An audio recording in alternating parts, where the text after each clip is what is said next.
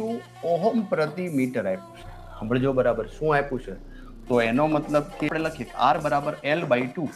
L આપ્યું છે sir 5 centimetre, એટલે 5 સેન્ટીમીટર એટલે કેટલું થાય? 5 ગુણ્યા 10⁻². ના છેદમાં 2. તો ફાઇનલી રેઝિસ્ટન્સ કેટલો થાય? તો કે અઢી, 5 ભાગ્યા 2 અઢી, અઢી ગુણ્યા 10⁻². ઓહમ. ઓકે, ઓહમ પ્રતિ ઓહમ. ચલો આગળ વાત કરીએ.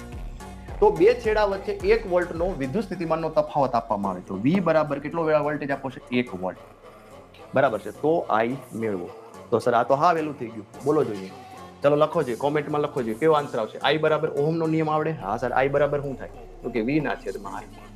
V ના છેદમાં R. તો વોલ્ટેજ છે, હા સર. કેટલો વોલ્ટેજ છે આપણી પાસે? 1.